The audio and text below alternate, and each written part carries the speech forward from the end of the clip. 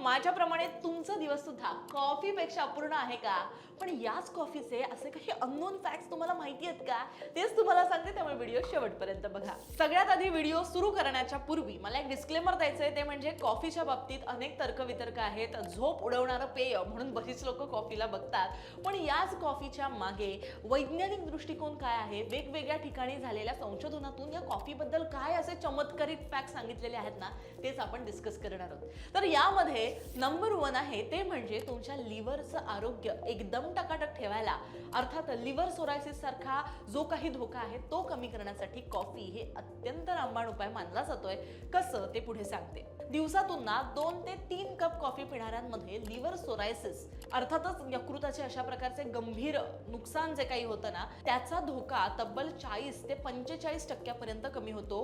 Coffee मधील antioxidant यकृतामध्ये जे काही हानिकारक एन्झाईम्स आहेत ना, त्यांना वाढू देत नाही. दुसरं म्हणजे टाईप 2 डायबिटीसचा धोका सुद्धा कमी होतो. हार्वर्ड विद्यापीठाच्या एका संशोधनानुसार ना, जे लोक दररोज नियमितपणे 1 कप कॉफी पितात त्यांच्यामध्ये टाईप 2 डायबिटीसचा जो धोका आहे तो 6 ते 9% कमी होतो.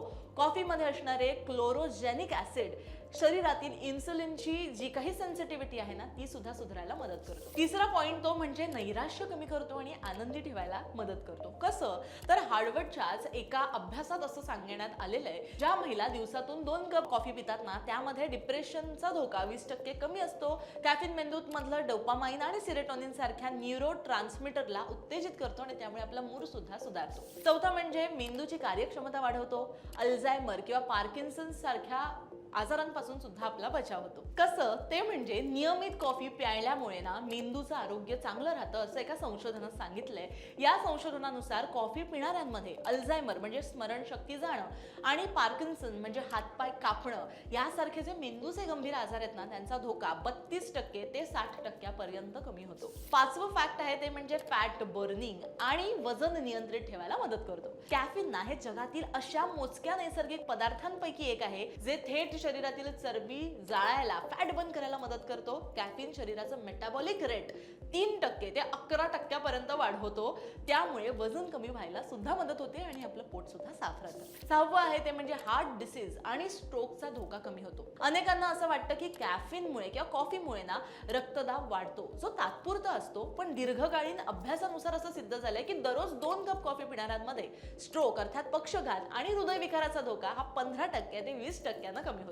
सातवा मुद्दा आहे तो म्हणजे शारीरिक क्षमता वाढवायचं काम करतो. कॅफीन रक्तातलं ॲड्रेनालाईन संप्रेरक हार्मोन जे आहे ना, ती पातळी वाढवतो आणि तर हे हार्मोन जे आहे ना, ते शरीराला अगदी हार्डकोर आपण जिथे एक्सरसाइज करतो ना, त्याच्यापासून त्याच्यासाठी आपल्याला परिपक्व बनवत असतं. व्यायामाच्या 30 मिनिटांआधी ब्लॅक कॉफी प्यायला ना शारीरिक कार्यक्षमता तुमची जी आहे ना, शरीराची एनर्जी आहे ना, ती 10 ते 12% सुधारते असं म्हटलं जातं. पुढचा मुद्दा तो म्हणजे दीर्घायुष्यासाठी अगदी फायदेशीर आहे. अनेक मोठ्या वैज्ञानिक अभ्यासातून असं समोर आलंय की कॉफी न पिणाऱ्यांच्या तुलनेत नियमित कॉफी पिणाऱ्यांमध्ये अकाली मृत्यूचा धोका कमी असतो. खास करून मधुमेह आणि हृदयविकार असलेल्या रुग्णांमध्ये ना हा प्रभाव जो आहे तो जास्त दिसून येतो. नववं म्हणजे अँटीऑक्सिडंटचा सर्वात मोठा स्रोत. पाश्चात्य आणि आधुनिक आहार पद्धतीमध्ये ना लोकांना फळं आणि भाज्यांपेक्षा सुद्धा जास्त अँटीऑक्सिडंट्स हे कॉफी मधून मिळतात.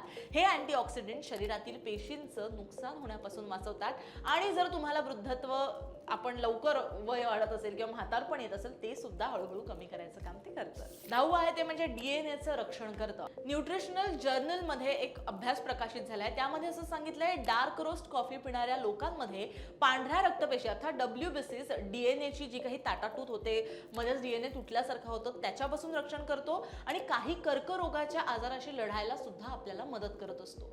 त्यामुळे ही कॉफी आणि याचे हे जे काही अभ्यासपूर्वक जे काही दावे करण्यात आलेले आहेत ना, ते दावे योग्य प्रकारे जर तुम्ही कॉफीचं सेवन केलं तर खरंच शरीरासाठी खूप फायदेशीर आहे असं सिद्ध होतंय. पण हीच कॉफी पीत असताना हे सगळे फायदे मिळवण्यासाठी ना कॉफी ही मर्यादित प्रमाणातच प्या. म्हणजे दिवसातून 2 किंवा फार फार तर 3 अशीच प्या. शक्यतो कमी साखर किंवा बिन साखरेची जी ब्लॅक कॉफी असते ती पिणं जास्त फायदेशीर आहे. अति प्रमाणात जर कॉफी तुम्ही प्यायली तर झोप न येणं किंवा ऍसिडिटी सारखे त्रास जास्त होऊ शकतात आणि त्यामुळे तुमचं शरीराला त्रास होऊ शकतो. बरेचदा दूध कॉफी कॉफीमध्ये टाकल्यानंतर जे काही फॅट त्याच्यामध्ये होतं त्याच्यामुळे जर तुम्ही वजन कमी करणार असाल तर त्याच्यासाठी सुद्धा कुठे ना कुठेतरी चुकीचा इम्पॅक्ट होऊन तुमचं वजन वाढू शकतं. त्यामुळे वजन जरी कमी करायचं असेल तरी ब्लॅक कॉफी हा उत्तम पर्याय आहे. बाकी कॉफीचे वेगवेगळे फ्लेवर्स मार्केटमध्ये आहेत, जसं व्हॅनिला, हेझलनट वगैरे, जे तुम्ही तुमच्या मनाप्रमाणे घेऊन तुम्ही पिऊ शकतात आणि नेहमीच्या कॉफीमध्ये सुद्धा एक वेगळी टेस्ट आणू शकतात. पण शक्यतो ब्लॅक कॉफी प्यायला विसरू नका. बाकी हे जे सगळे दावे आहेत ते आम्ही दावे केलेले नाहीयेत, तर वेगवेगळ्या अभ्यासामध्ये हे दावे सिद्ध झालेले आहेत किंवा याबद्दल लिहिलं गेलेलं आहे. त्यामुळे हे तुम्हाला कसं वाटलं याचा विचार करा, नक्की कमेंट्स करून सांगा. भरपूर हा व्हिडिओ शेअर करायलाही विसरू नका.